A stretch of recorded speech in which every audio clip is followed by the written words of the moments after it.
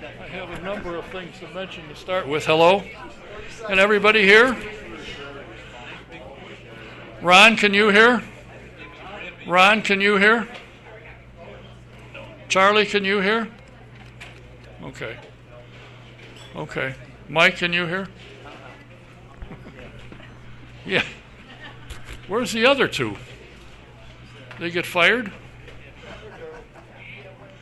Here they. No, it's not them either. Is there anything that's off limits?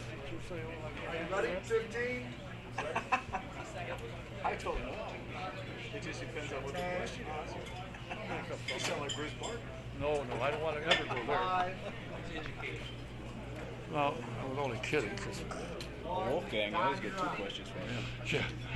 Welcome to the Autosportradio.com 2018 show. Tonight's show is presented by Honda HPD, the Indianapolis Motor Speedway, the Verizon IndyCar Series, and SVRA. A couple of things I want to mention.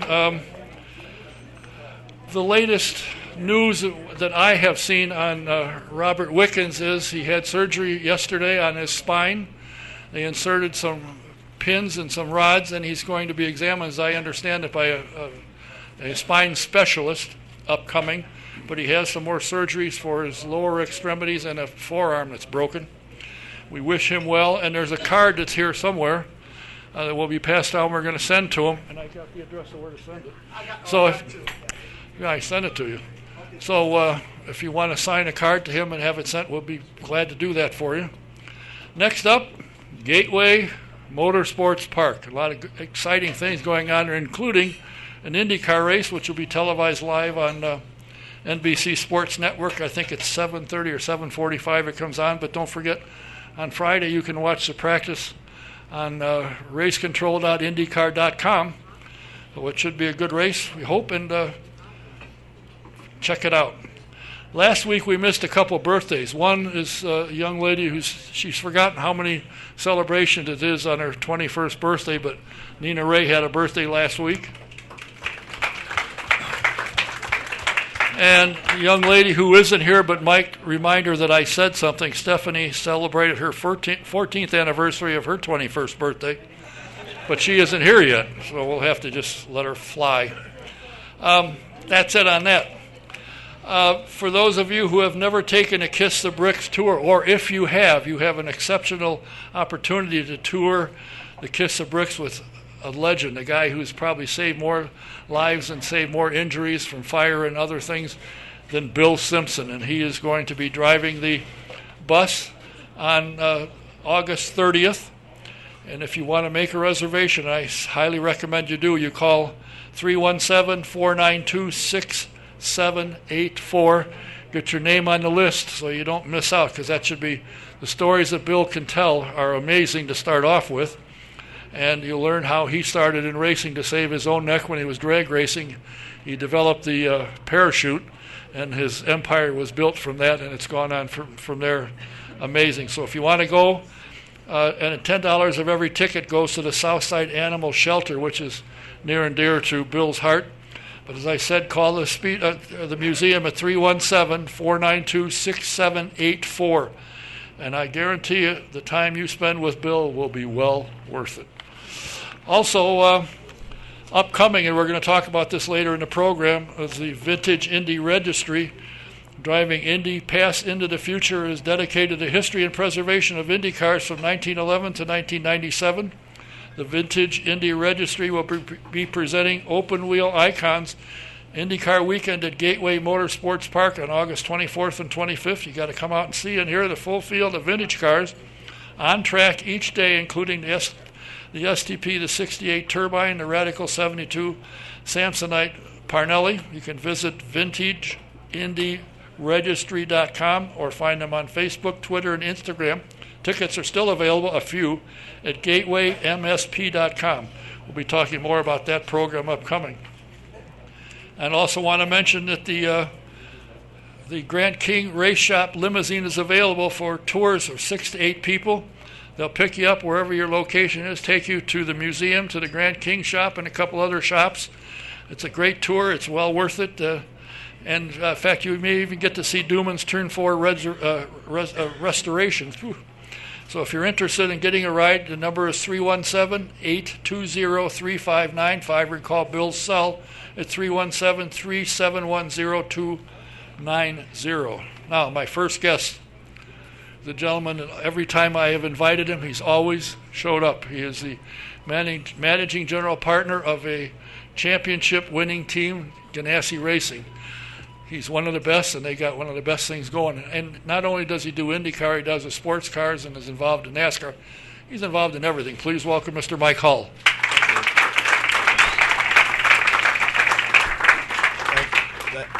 Thank you very much. Could I say something about Bill Simpson? Sure. Oh, good. I had lunch with Bill today, and he went over and test drove one of those tour buses the other day. And, of course, he had expert guidance there from a tour bus driver. And Bill shifted it into top gear and proceeded to go faster than 20 mile an hour. And the tour guy told him, "You can't go over 20 mile an hour." He said, "Wait and see what we can do in one of these things." So I think if you spend your $30, you might have the ride of your life with Bill Simpson around the Speedway. Yeah. I tell you what, a conversation with Bill is a conversation of a lifetime, I'll tell you. That it is. You know, how many people watched, or I know there's a number of people here that went to Pocono. How many watched it? Did you, did you like the winner? Yes. Okay. What did you think of the race? It seemed to me that there was some tweaking was supposed to be going on to try and make it easier to pass and so forth, but it didn't seem to work too well. Well, they tried. You know, I guess I'd preface it by saying that we did a test maybe 3 weeks ago now at the Speedway where Dixon and Will Power ran back and forth together with various aero parts, aero configuration parts, front wing parts, underwing parts, and so on. And that was actually pretty good. We were a little surprised that IndyCar didn't take the initiative to expedite building those parts and try them at Pocono, at least some of them. At least it would have given them a head start on next year. We think those parts will be better. Here's what we saw at Pocono that you most likely saw when you watched the race on television. Rossi leading the race was going 213, 214 pretty easily, pretty consistently in open, clean air. There were two packs of cars running on the racetrack for the most part that were a half a lap apart from each other. And when the drivers like Rossi, Power, Dixon by then had gotten up there at 213, 14 mile an hour, when they caught up to that pack, suddenly they're going 207 and they can't pass a slow car. That's the problem we had at Indy. Same problem. The cars create such a wake that they take all the air off the front of the car, and you can't get enough of a run to get round anybody. It's one thing to be racing somebody that's at your speed wheel to wheel, which the slower people were doing. But a faster car suddenly runs at their speed. So IndyCar's got, in my opinion, for everywhere except Texas this year, Indy, and Pocono, they've got a really good aero package that allows people to pass each other. But in the big ovals, they really have to step it up. Well, I've sent a number of emails to Mr. Miles and Mr. Fry. I don't hesitate when I see something good or bad. I comment either way. And I sent him one a week or 10 days ago and said, it's rather obvious to you two gentlemen that I am not a street and road course fan. I don't like it. Having said that, the car you come up with this year I think is completely different. The racing is really good on street and road courses. It's close. There's passing. And even on the short ovals at Iowa, I got to think somebody got tired of counting at 955 passes. So the car is good. There just needs a little tweak on the bigger tracks. It does on the bigger racetracks. I mean, they did a really good job. Dallara did a good job at figuring out how to reduce turbulence with the big wing package, we could call it that. They haven't done a good job with the small wing package. So they need to concentrate on that next. The second thing that you're seeing is the talent that's been hidden the past 3 or 4 years with the high downforce aero kits has suddenly come to the front. So you legitimately have, at most street and road track events and short track events for that matter, you have 8 or 10 drivers that have enormous amount of ability, much more so than the second half of the grid. I don't want to upset anybody when I say that. But what happens is you create the separation between the two groups of drivers. And the aero package combined with the driver ability has shown that at all the racetracks that you've referenced. And I think if they get it right, I don't know that you'll necessarily see pack racing like we once saw, but you'll see racing like we once saw. And that's what we need. Now, it was a lot of talk leading up to a week or 10 days ago about Scott Dixon's got a big offer for McLaren. Where's he going to go? What's he going to do? Everybody will want him. And I kept saying, when everybody asked me, where do you think he's going? I said, I don't think he's going anywhere. He's been there, 18 years. He's won 4 championships. He's won the 500. He's third all-time in wins. Why would he leave? Well, I'm not his agent, his manager, nor his confidant when it comes to that. But I don't think Scott Dixon was going to make a parallel move. We have a great rapport with him. All our people do. He enjoys racing with us. He mentioned family a few times, and families sometimes don't get along with each other, but this family does. If I were a race driver today and McLaren cars came along and made me a legitimate offer because of the resource they have and for the rest of your life, what you might be able to do with McLaren, I'd consider that. I would consider that. But I wouldn't consider a parallel move to be what you should be doing as a race driver. It's evident that Zach Brown tried really, really hard to do that. He just couldn't get it past the board of directors at McLaren to make it happen in a timely manner. So I hope McLaren comes to IndyCar racing, but my hope would be that they come with their own team. IndyCar needs new owners. They don't need partnership owners. And Zach needs to come as an owner. McLaren needs to come as an owner, and they need to start a 2-car team the way they used to race in IndyCar racing.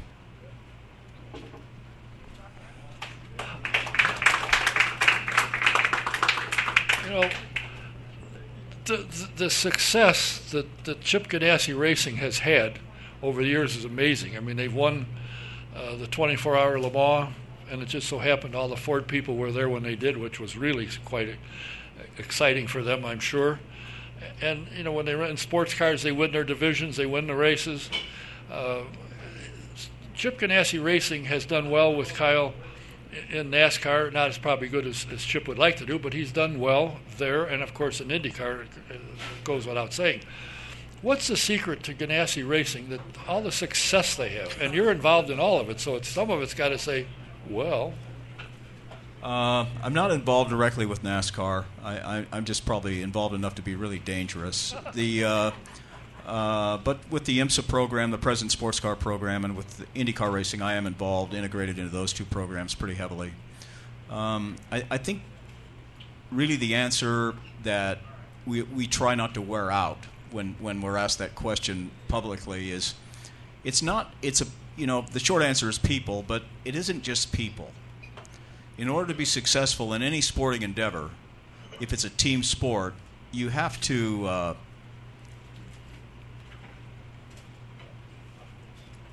hire people at the front end of when you start your program, and it doesn't matter where they start in racing, but they have to already have won.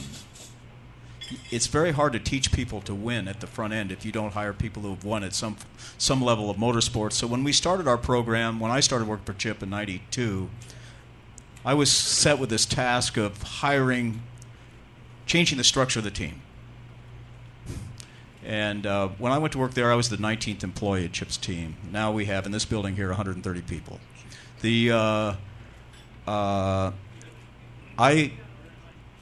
Of the 18 people that were there, I fired 12 of them in the first year. But I replaced them with people from all forms of motorsports that had won. And we started working together as a team of people and we already knew how to win. And then Chip worked really, really hard on the driver side of things to get drivers who had winning in their pedigree and their background. And it took us 2 years of work before we won the first race. And so that's the second part.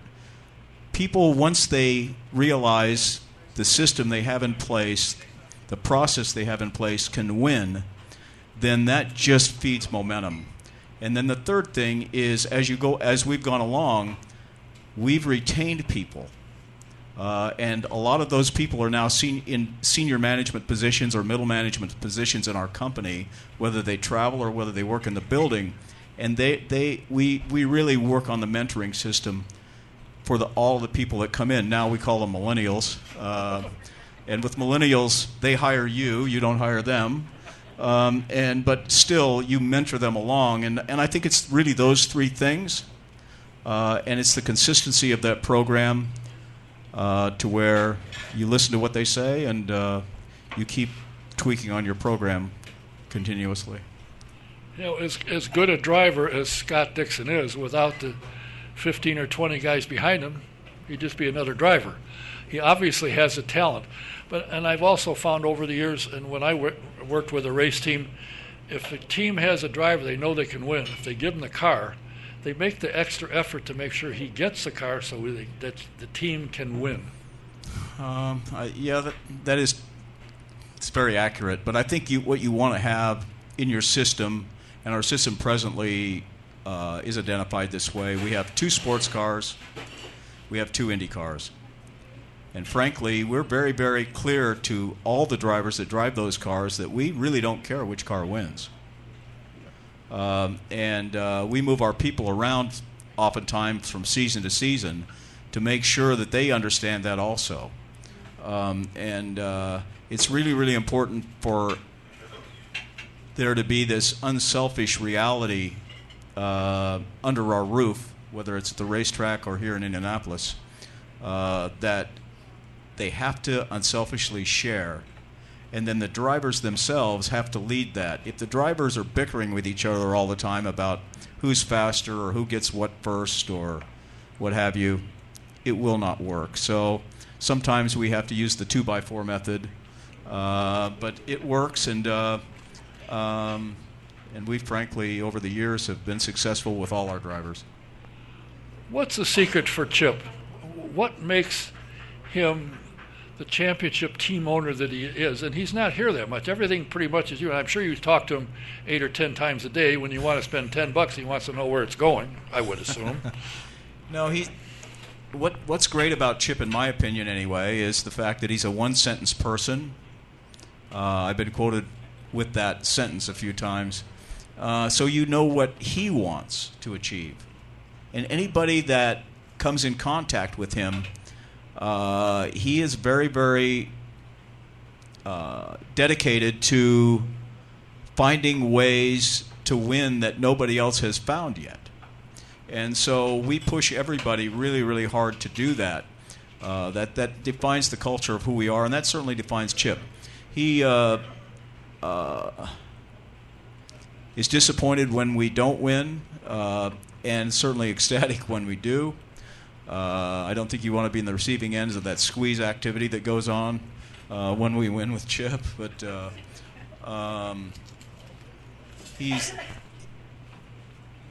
everybody is immediately on station and wants Chip's input. I think it's really good. And in motor racing, if you do things the same way over and over again, you're going to get the same result. And pretty soon everybody copies the way you do things. And guess what? You're going to be running to the back. So that's what Chip emphasizes. Find new ways to win.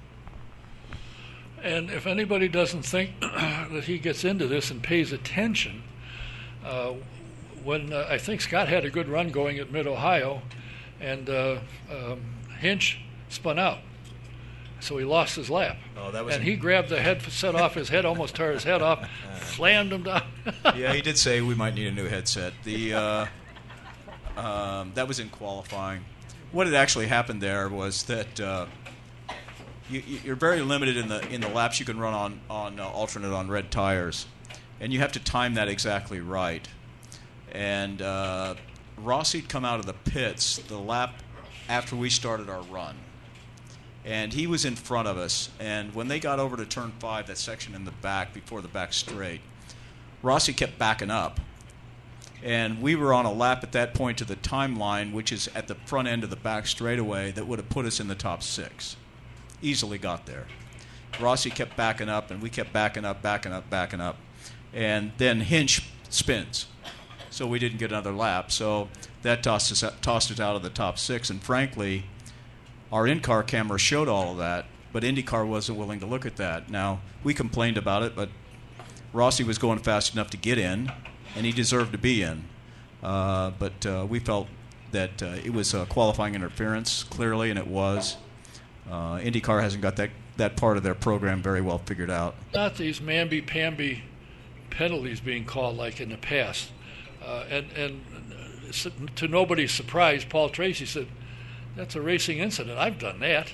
And he's done a lot of things, actually, without question. But I like the fact that if you bump on something, keep going. Don't penalize somebody. It just, to me, it ruins the race. Well, I could tell you a story about that. When Wally Dallenbach was the chief steward in kart, he was an awful lot like this group of people are now.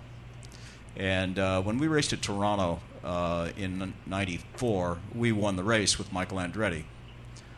And we're back at the truck, and Mike's there, we're talking, and I think Morris Nunn was there. There was 3 of us, we were talking. And Wally walked up, and he had his little pad that he always had. And he says to Mike, first he said, "Mike, terrific job today. You seem to be the master at Toronto. Great job." He said, "But it cost you $15,000. Mike said, "What do you mean it cost me $15,000? He said, "You hit 15 people today. It's $1,000 a hit. It's off my bill." So these guys are really good. They really pay attention. Max Pappas and Ari Leyendyke I don't know if they're in a separate room, a rubber room. I don't know where they are up there in race control. And the 2 of them, being ex-race drivers, pay attention to what drivers do. And I think for the most part they do a good job. And I think if they're split or they're tied, Jay Fry has to be the deciding vote, but I don't think he's been the deciding vote too many times. No, I like the fact that they don't nail him every time somebody bumps somebody, go drive through or something. It not only kind of upsets him, but it can ruin a guy's race, obviously. Do you still get excited every day? I'm going to the race shop. We're going to a race. It's race day. Yeah, it's what I do. I've never really had to work for a living, so that's really a good thing. I would have to say that I know I'm getting older. I'm at this advanced age now. The administrative things that we have to do today are totally different than the administrative things that we did when I started motor racing. And it all started to happen when that mortgage crisis thing happened in America a few years ago. All of a sudden, accountability was redefined for everyone. And in our case, not just human resources, but partnership, sponsorship, all those things. And there's days that I don't like working in the building, frankly, because what I signed up to do was to ride around the United States in a crew cab truck or a van and go racing. And so the best day of the week for me is race day, no matter what. I tolerate the rest of it because in order to do what we do on Sunday these days, you have to define accountability for everybody that works for you and everybody that helps you go racing. So that part's really, really good. I enjoy the engineering side. I enjoy what the engineers do. I understand the artificial testing we do these days to try to improve our product, because testing is almost invisible in terms of the rules and regulations, and I know next year's even going to be less. It's going to be cut in half. So I enjoy all that part, and I enjoy finding ways with the people that work for us to subtly tweak on our product that nobody else has thought of yet. And speaking of cutting testing time down, that to me, what is that, a money-saving thing they're trying to do, or it makes no sense to me. Yeah, well, it doesn't make sense to us, but you have to be really careful that you don't take the old school attitude about running on a racetrack. But we feel like maybe Pocono's a good example of it. I don't know. The rookies, there were 2 rookies that ran at Pocono Beach, and Robert Wickens. And each had time before we went there. We had to choose during the race season 2 places to test. 2 places without having a rookie driver. And we chose our 2. Other teams did the same. I don't know, that the schedule is very compacted. Testing costs money, but guess what? With the way the schedules are, Pocono was a good example of it. It's a 500-mile race. You have 1 day to run on the racetrack. 3 sessions on a Saturday. A 1-hour practice, qualifying where you line up one at a time, and a 1-hour session that was totally rained out. And they wouldn't give us a warm-up the next morning because they said if somebody crashed in the warm-up, they wouldn't be able to fix their car on time. So I backed that up a little bit by saying to the people that are supposed to listen, well, why didn't we just run on Friday then? Knowing full well every year we go to Pocono, it's either fog or rain. So I think that they need to be a bit more practical about the amount of track time they're going to give us going forward if they're going to reduce testing. Would you like to see more races? Would you like to see 19 or 20? Well, I think if they were willing to get into unfortunately, the only time you can do that is at the front end of the year or the back end of the year. And the big problem they have, NASCAR has, and even other sports entities have, like PGA Golf's now doing the same thing. They've reorganized their entire schedule because of the NFL. So you're fighting this 800-pound gorilla that's capitalizing all the viewers, or most all the viewers except the people in this room. So that's the problem you have. So you've got to race after the Super Bowl and before the NFL season, preseason. When the preseason is done, you should be done. That's what they look at. I think it'd be great to race more, to answer your question. I don't know how we're going to do it. Well, I know there's talk about going to Europe, and when Scott was asked about it, would you like to do it, he said, sure. Yeah. If we go overseas, would you? Yeah. Where would be the first race? New Zealand. Well, what did they think he was going to say? What did they expect him to say? And that would be a good place because New Zealand is huge on racing, like Toronto. I mean, they like racing. Well, it's when you travel abroad, you find out that people don't have. We're very lucky in America, frankly, and you don't realize it till you travel outside the United States. You've got everything at your disposal by comparison. And you have a lot of choices for entertainment here, much more so than what you have in other countries. And people in other countries seem to be a bit starved for motor racing. So when we race in Canada, we see it. When we used to race overseas, we see it. If you go to a race overseas, you see it. I go to 2 or 3 motor races with the WEC program every year, besides Le Mans. And you really see it with the spectators in those countries. So Americans don't realize they follow one sport, or one sport is their most important thing. If it's motor racing, it's motor racing. If it's football, it's football. If it's basketball, it's basketball. Think about the ravenous fans that live in Indiana that follow basketball. When I came here from California, in Southern California, you just do what you do. And, USC and UCLA are out there, but, people don't really care about that. You people cared more about John Wooden than the people in California did. I was sitting in this bar or the one down the street. I can't remember where it was the first month I was here. And the guys I was with were talking about high school basketball players in Indiana. In California, you don't know who's playing basketball in California. You don't know who's playing high school basketball.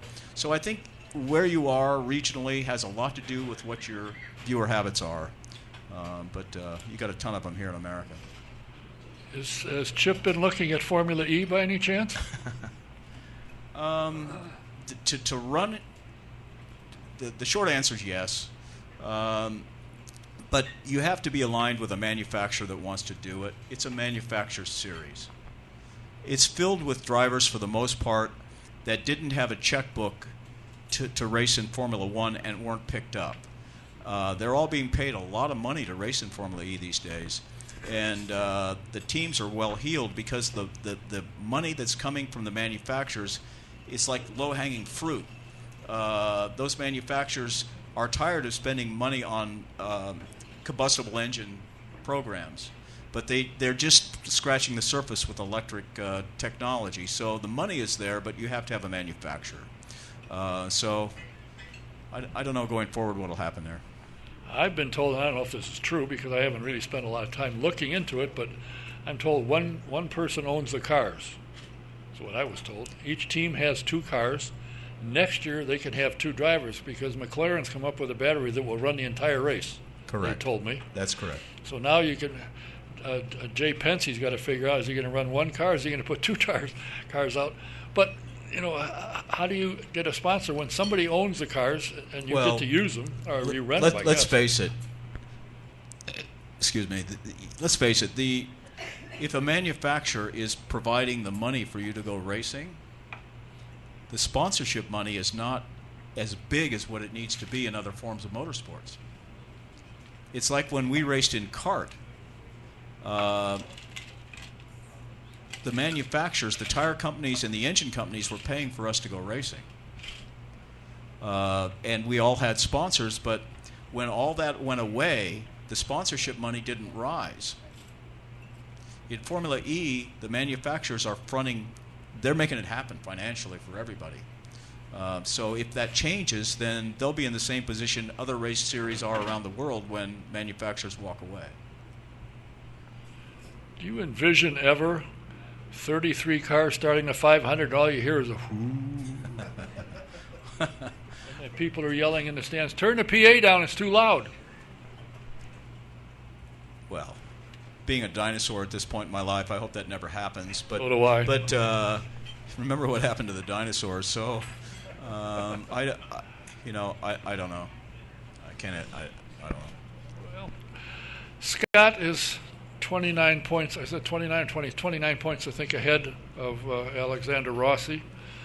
There's 3 more races to go. And as was pointed out numerous times on the telecast, the last race pays double points. So once again, there's a good chance, and I think Scott will probably do well at the Gateway, and the other 2 as a matter of fact, that we could come down to the last race of the year again, if not close, very close, where somebody can win and something go wrong and somebody can win. For some reason, IndyCar has, for the last 5 or 6 or 7 years, has ended up the winner was decided in the last race of the year, which I think is great. Except it always amazed me that as exciting to me as it was, you go to Sonoma, they didn't think so. I didn't see a lot of people there. And now they're moving to Laguna Seca, and I've asked guys that run sports cars, boy, it must be great, great crowd. He said, are you kidding? Not a great crowd particularly, but I hope it picks up. But, the series, I think, is fairly close. And as you pointed out, there's anywhere from 8 to 10 guys on any given weekend that can win, which makes it kind of fun. But got to admit, your guy is without question probably the greatest driver in the world today, the best driver in the world today. I think without question. I think, Formula One runs on all street and road courses. When I asked Michael Schumacher when he was here, I said, why don't you come and run the 5? I have nothing to prove. All you do, see if you can run 500 miles here. It's been done, but there's been guys that have hit the fence and ended their career, like Nelson Piquet, for one. Well, I think I agree with all that. I had to remember all that. Alonso proved that if you were able to win, he won 2 world championships. If you're at that caliber, you're at the caliber of the people that we have that run in the front of this series. I don't think you're better, but you're at that caliber. And maybe that's a measuring stick. I think it's great that Formula One drivers are actually looking at IndyCar racing today. I think it'd be great to live in Monte Carlo and get paid $1 million a week to drive a Formula One car. But maybe you get to a point in your career where you just want to do something that isn't so regimented,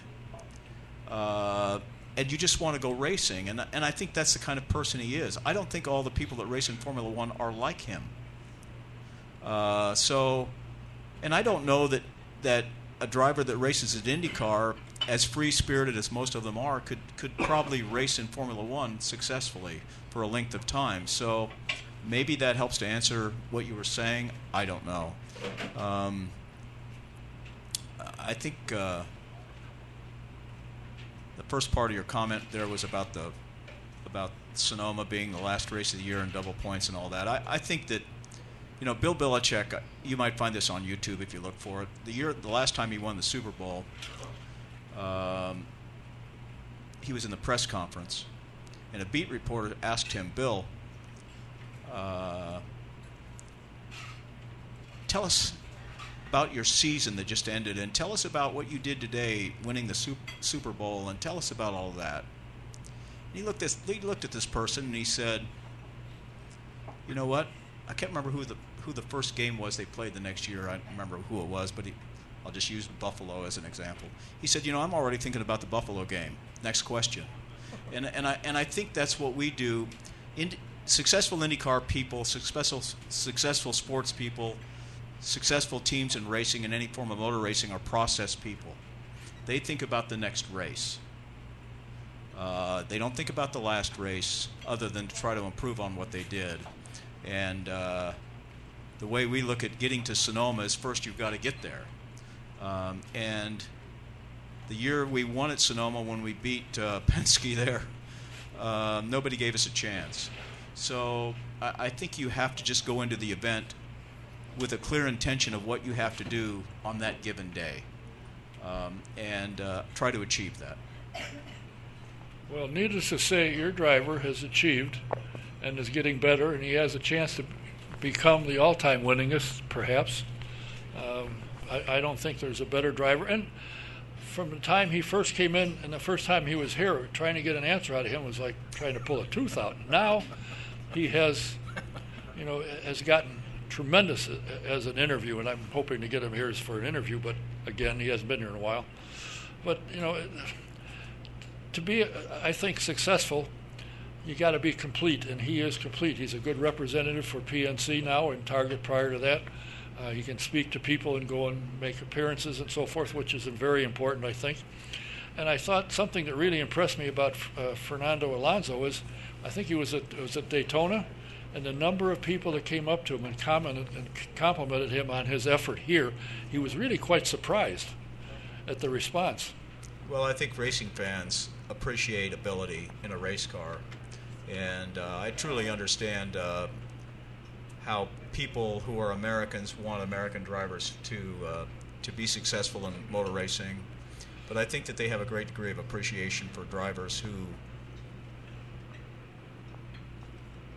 measure themselves here, and some do and some don't, but the ones that do are definitely worth the price of admission.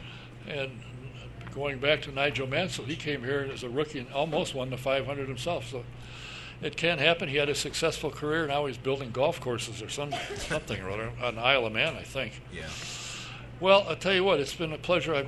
I appreciate you taking the time, because I know you got to get loaded up and go into Gateway. We wish you nothing but the best. There's a number of people in the house that are going down there. And my next guest will be down there sweeping the track and cleaning things up for you.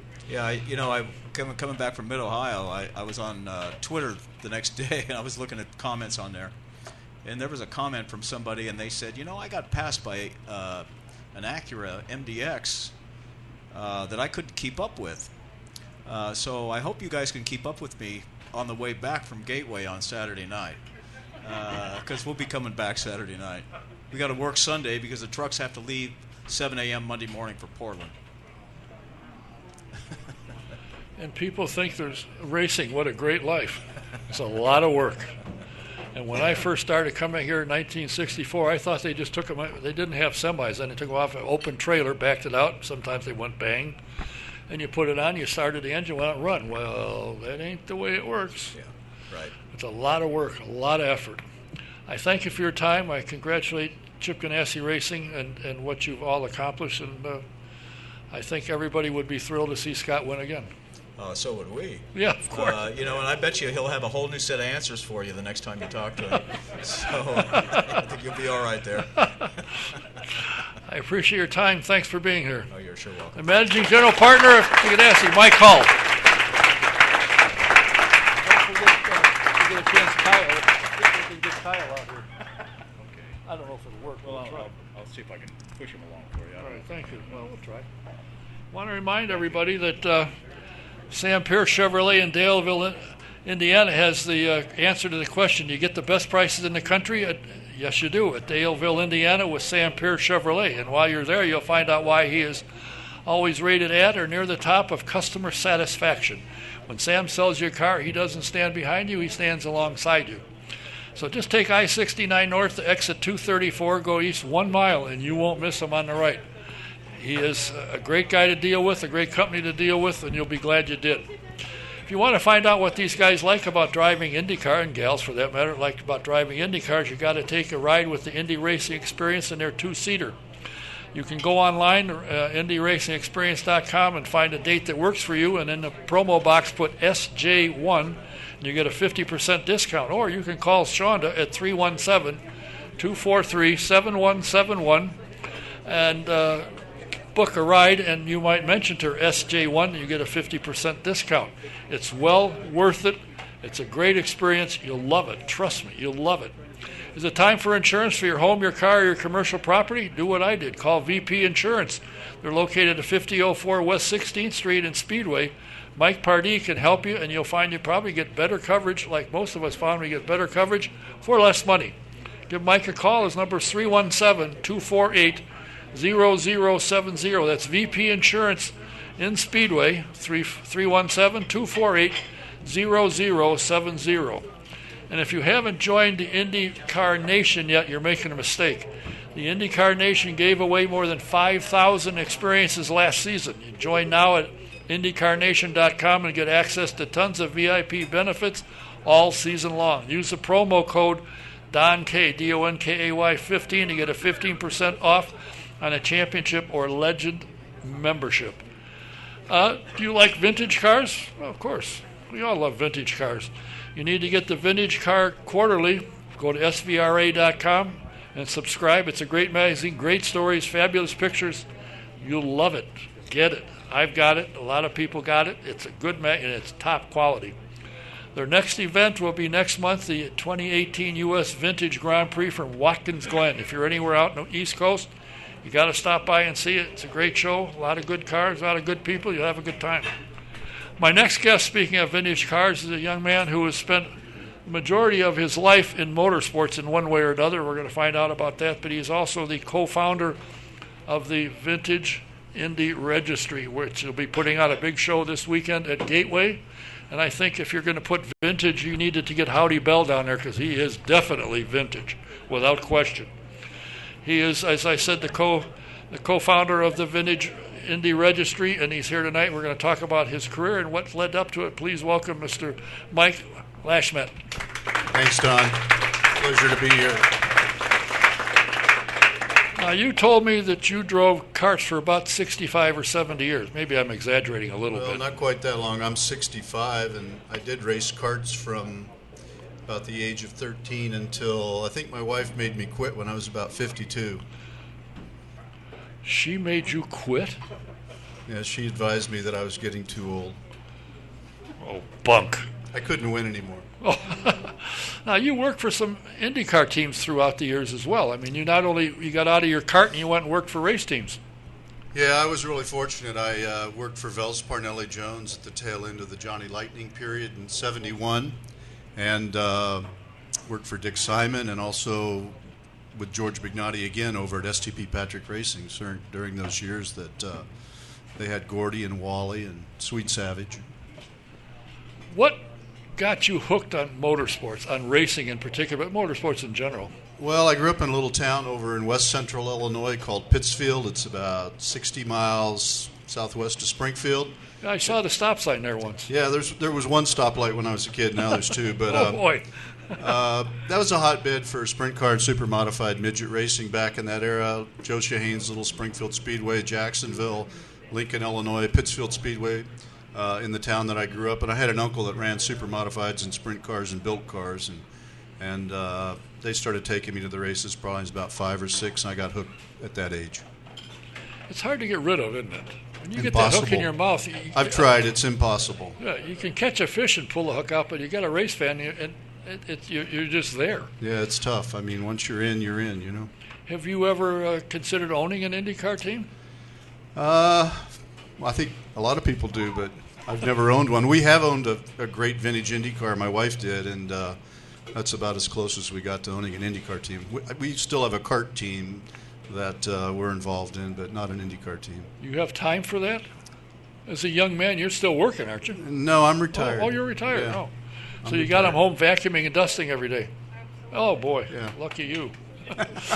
As I said, you co-founded, with whom? The Vintage Well, Indy Registry. It's kind of interesting how I got involved in all the vintage stuff. I mean, I was very interested in the older cars, having been involved in IndyCar racing back in, the early 70s, and I was in the Marine Corps in my life. Sorry to hear that Yes, 6 years. from a Navy man. And I have a nephew who's on active duty right now, and when he was graduating from boot camp a couple of years ago out in San Diego, about 10 of us family members went out for his graduation, and a friend of mine who owned a vintage Indy car, Gurney Eagle, said, well, you're coming out, let's go to AAR and we'll have lunch and see Dan and see Dan's collection, Dan Gurney. And so I said, okay, and my wife and I went out, and we went to my nephew's graduation, ended up at AAR. I hadn't been there in about 40-some years, and we got the full tour and ended up in Dan's little museum. He's got about 6 or 7 Eagles in there and a Toyota GTP car, and during the course of that day, I was asked if I'd come back and help with the 72 Olsonite Eagle at Legends Day in 2016. And I did, and then it led to helping again with the same car for SVRA, and the next thing I know, I'm back into this in the vein of the vintage cars. How big is your organization? How many members and cars have you got? Well, we've got a database of probably close to about 85 owners. And when I say owners, it's individuals, it's small collections, museums, etc., representing just under, probably that we know of, 300 vintage Indy cars. And as far as membership, we're fast approaching 100, and I don't know, we've got countless cars on there, probably somewhere in the area of 70 to 75 cars, although they're not all on the website. Some people don't want them on the website, some do. Some people are very private about their collections, others are not so private. How many events do you do? Is Gateway your only one, or is this where you're Gateway starting? is going to be our first event, and when we started the registry, it was simply to have a registry for vintage Indy cars, something akin to the Shelby registry for Shelby Mustangs and Cobra products and things like that. And it wasn't too long into this that we were approached by George Brugenthies up at Road America, and they were interested in bringing the vintage cars up there, and we went up and had a meeting, and then the next thing we know, Gateway was after us, and we went and had a meeting with Chris Blair and his team down at Gateway, and we ended up with this first event at Gateway, and probably next year are going to go to Road America and hopefully back to Gateway again. Now, how big an effort is it to organize and get 30, 40 guys in their cars and get them there and get them when they're supposed to be? That's a and get good question. It's a monumental task. I mean, it's you've probably heard of the term herding cats. It's not quite like that, but I mean, it's an undertaking. I mean, we've been working on this since October, and there's a lot of detail involved, and people have other things going on in their life, and there's other events, and the weekend of Gateway, unfortunately, is also the weekend of Pebble Beach and Monterey Historics this year and whatnot. So we've kind of been up against that a little bit, but nonetheless, we have 26 really great cars at Gateway. And I've been told by you and several others that they don't hesitate in St. Louis area to promote the fact there's a race coming. Indy cars will be here. Yeah, it's Chris Blair and his team down there, the track owner Curtis Francois and John Bomarito of Bomarito Auto Group. They've been fabulous, and they really have promoted this. And St. Louis, historically speaking, has always had a really strong auto racing fan base.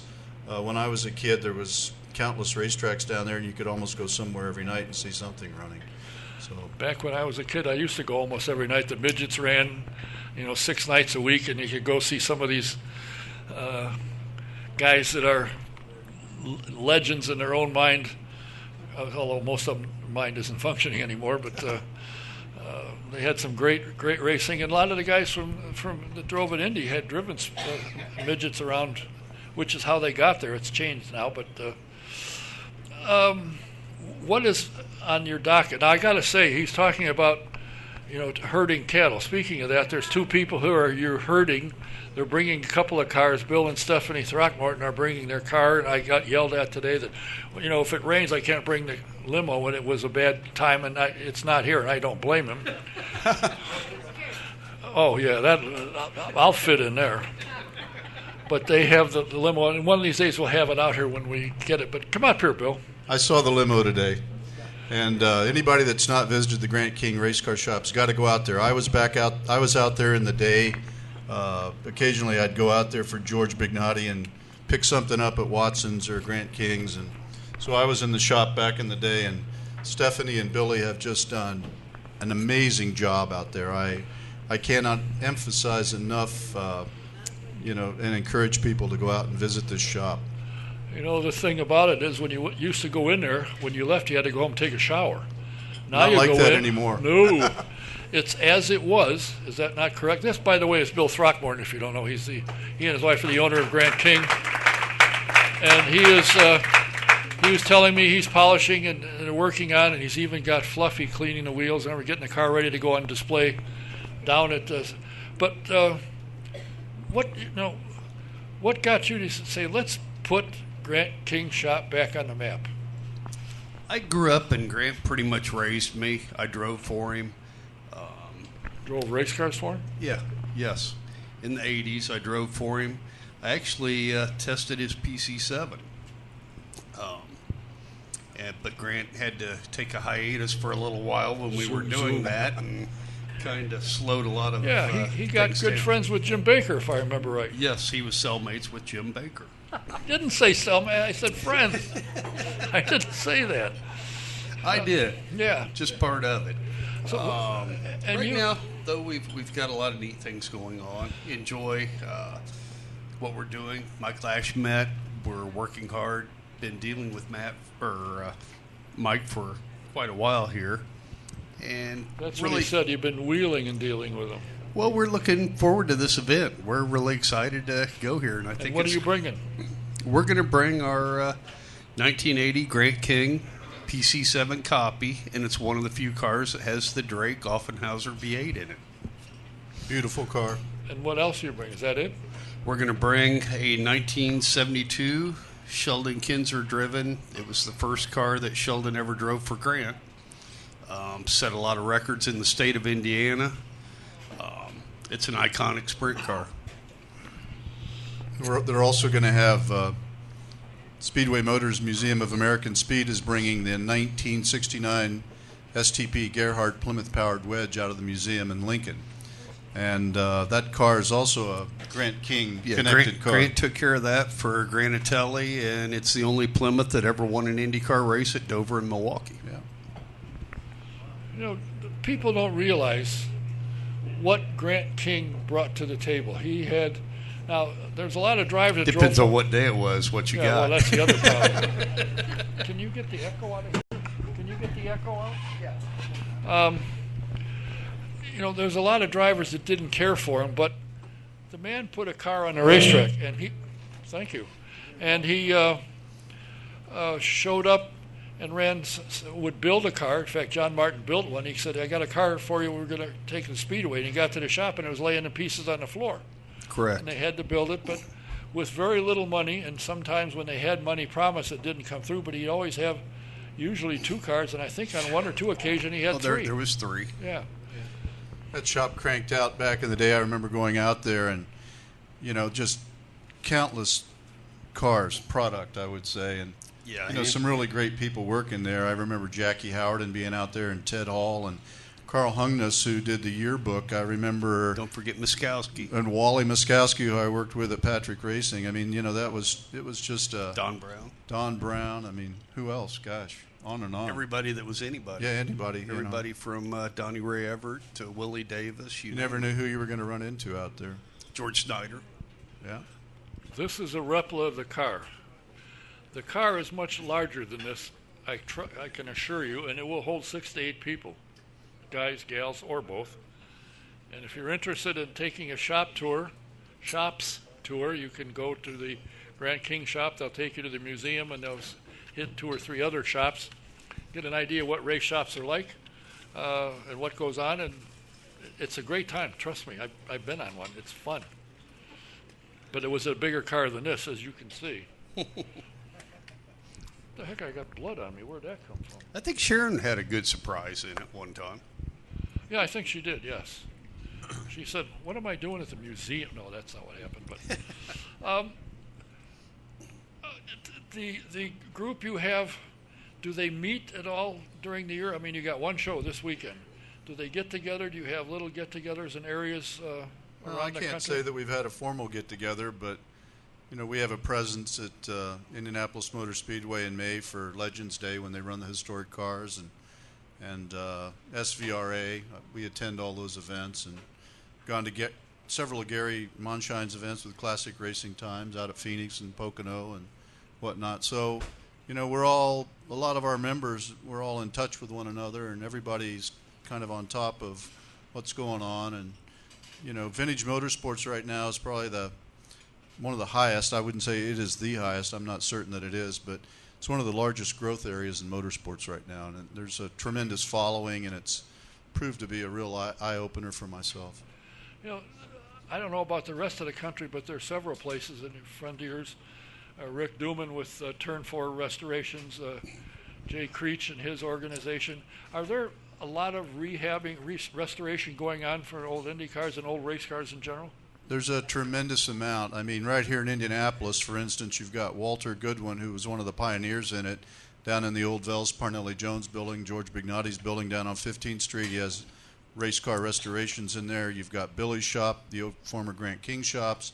You've got Rick Duman with Duman Turn 4 Restorations, and he's got Tim Whiting and George Petrovich and Bob Eady out there, and some really talented people. And oh my gosh, you got Phil Riley still involved out on the West Coast, and just on and on and on. I mean, there's quite a bit going on actually. You realize one of the legends in restoration is here. George Petkovich is sitting right over here. Hello, George. Retro Petro.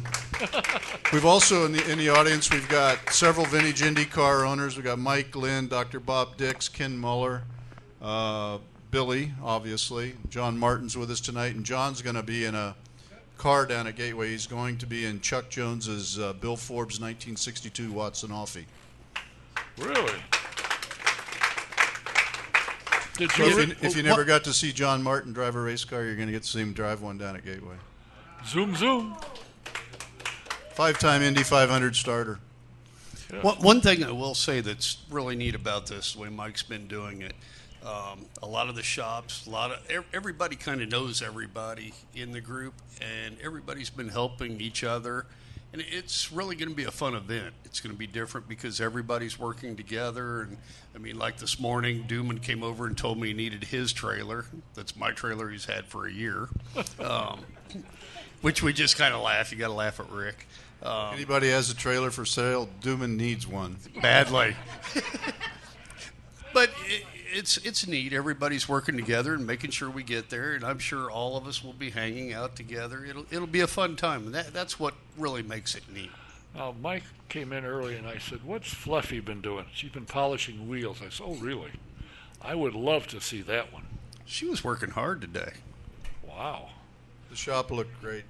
We were out there. My wife and I were out earlier today. My wife had never been there, and I think she was blown away by it. So it's really, really a nice place. If you'd have seen it 15 years ago, you wouldn't have been blown away. You probably would have been drug away. Hang on, 25. I've owned it for 20. Whatever. One other thing, we were talking about, the connection with all these owners and all these people involved in vintage motorsports. I'm a big believer in connecting all these people, and I've tried, really hard to do that all over the country. And we've also got corporate involvement. We've got Haggerty Vintage Motorsports Insurance on board with us. I've got SpeedwayMotors.com out of Lincoln, Nebraska, and the Speedy Bill family of Clay and Carson Smith. And we just signed Bubba Burgers out of Jacksonville, Florida as another sponsor, and we're working on a couple of others for next year. You're going to have Bubba Burgers there? We're going to have Bubba Burgers at Oh. Gateway. Oh, Bubba Burgers on in the Vintage Indy Paddock on Saturday for lunch. So if you're there, come on over. I owned a restaurant in LaSalle, Peru, Illinois, and whenever I go to Chicago for pick up supplies, they'd say, "Bring some Bubba Burgers." There you go. So I started making my own in my restaurant, and my kids wanted to kill me because they get an order. We want 100. Oh, jeez. Well, Bubba Burgers, they've been involved with Richard Petty Racing and Bubba Wallace, and we've kind of hooked up with them, and they love the idea of the vintage Indy cars, and so they're on board. So we've got them as our newest sponsor, actually. All right. Fluff, since you probably will be standing around coffeeing. Now listen, I want you to bring me don't give me this crap, 2 dozen Bubba Burgers. 2 dozen? Don't worry about it. I have They a are couple being of friends. served at our camper during That's that. true. Yeah. Gee, really? He's buying. No, never mind. I don't want to go there. Does this occupy the majority of your now retired time, or do you play golf, or you fish, or It's taken over a huge area of my brain for the last year and a half, 2 years, something like that. how long have you been retired? Oh gosh, how long? I'm looking at my wife. I think about 5 years now. Yeah. Did you, when you first retired, realize I got 5 Saturdays and 1 Sunday in my week? I got to find something to do. Well, when we retired, we lived in Los Angeles, and we bought a 135-year-old house in Thomasville, Georgia, and we moved from L.A. to Thomasville, Georgia, which Good is a move. small town of about 20,000 people down in southwest Georgia. So a huge portion of my time there, for the first 3 or 4 years anyway, was involved with this house. I would say 135 years old. It's damn near as old as I am. Yeah. Oh well, it should be a fun thing, and I know that that the improvements to the racetrack and the facility have been phenomenal. That the owner has spent somewhere in the neighborhood of $1 million in a short time, just widening access.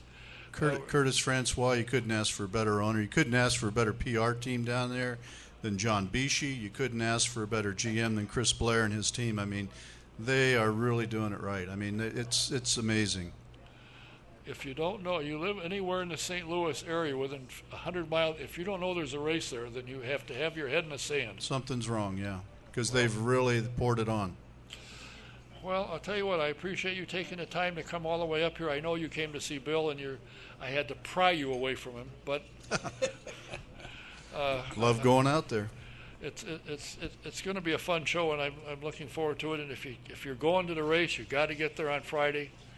It isn't going to rain. Don't listen to that nonsense. You got to get out there and watch these guys run.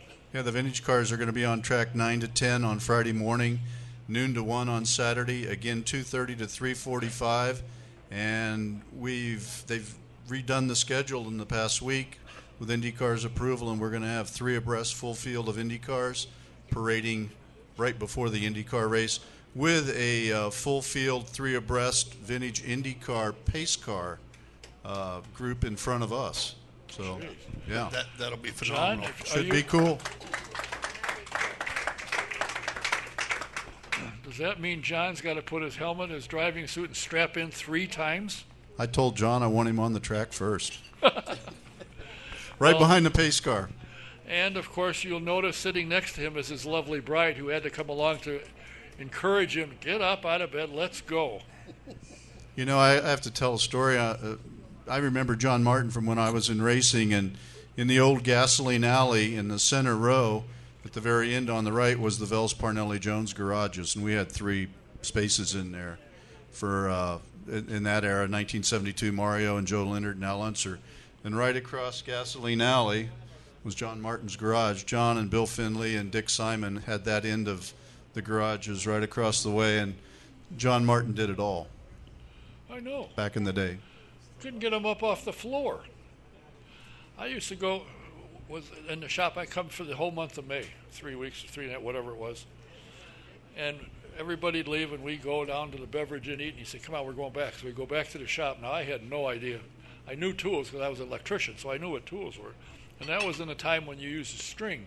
You had to string the car. That was a lot of fun. A little different now. Oh, jeez, I guess. And you go to the bear rack and find out you didn't do something right. You Right. had to go fix it. but all of that's been eliminated. It's a whole new sport. Do you like the current IndyCar?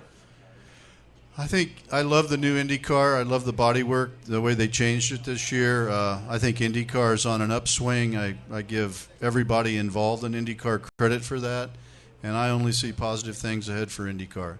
And if we get Alonso over here, man, what a shot in arm that'll be. Oh boy, I know the European. Not that we, need it, but I think they're on an upswing anyway. But I think that's just going to really seal the deal. And that would get the viewership in Europe going nuts. And there's already a number of Precisely, people want to come yeah. here from there. And then if you could get Team McLaren, like Mike Hull said, to come back in as an owner with 2 cars.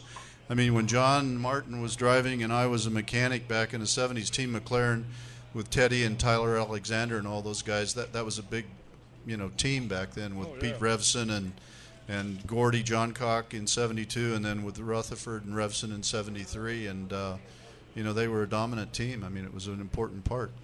But I just wonder how much McLaren says, I got to buy the same car you got. McLaren would love to, I'm sure, to have their own car, and I don't know what they couldn't build one Who knows? like it. That would be neat. Yeah. It would be neat if we had a variety of chassis in the future and a variety of engine manufacturers beyond the 2 that we have right now, and go back to that era where we had all this diversity and innovation. And I know that both Honda and Chevy would like another engine in. I think it'd be great. Yeah, and I hope it's an American company. For Be Pete's great. sake. Ford Motor Company, I hope you're listening. Yeah. But I heard that they turned it down earlier this year. They said no, they're not coming. I think I've read that as well. And I said, CJ, you worked for them so many years. Haven't you got any horsepower? Good grief. Yeah. Oh well. Well, I thank you for taking the time to come up, and I had to pry you out of Bill's shop because I know you were in heavy negotiation. But for everyone that's going there, and there's a number of people here that are going, and I see some right here that are going, I'm sure. Yep.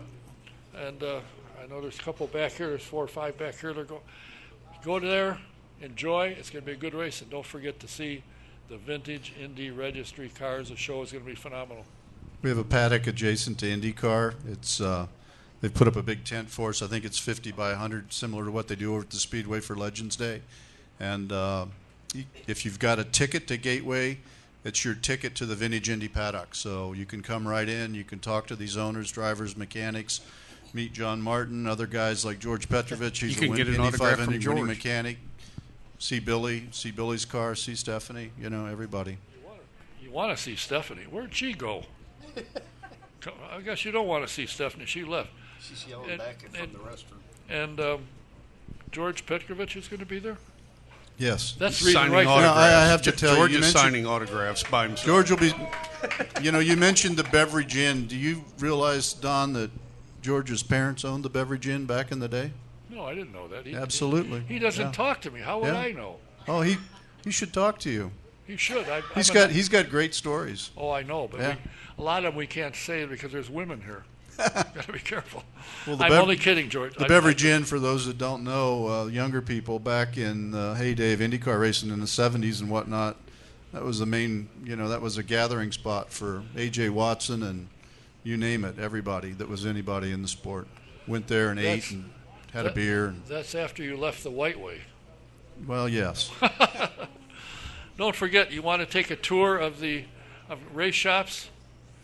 You can ride in a bigger one than this, but this is what will take you. Has yours got a hole in the roof like this? Yes. I didn't Yes. notice. Just like it. It's just like that. Identical. Does Fluffy polish it up nice and vacuum in the interior? I'm the official That's what janitor. I She thought. tells me what to do. That's true. All right. Well, thank you for being here, Mike. I appreciate it. Thanks, Don. And enjoy your weekend, and I'm Thank sure you. everybody will be enjoying it. As I said, don't forget, if you're out there, you got to go Friday. Don't go there Friday morning and miss it. You got to be there Friday, see what's going on. So come out Thursday. Be a great show. Look forward to seeing it. It's 7:35, I think, on Saturday. NBCSN. NBC Sports Network. Yes. Thanks for being here. Appreciate it. Thank you. Mike Pleasure. Lashman, the co-founder of the Vintage Indy Registry, and of course, the chauffeur for the Grand King limousine. Next week, I have several things I'm working upon for next week, and as I always remind you, if you aren't on my email list, go to autosportradio.com and click on the Autosport Show. tab, and you'll find out who the guests are when I know. And also, I put all of the news that comes out on my website, so you just go to Racing News and click on that, and all the stories. Like it was announced today that Harding is putting Gabby Chavez back in the 88 car at Gateway.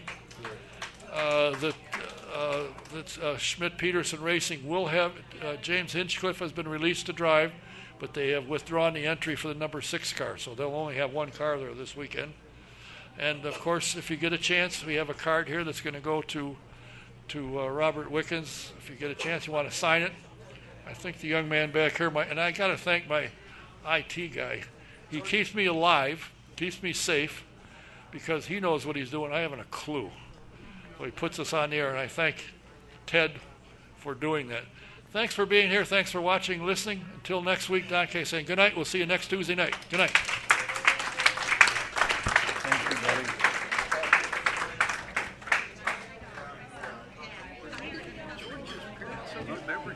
What's that? George's parents owned beverages. I knew John and Jim.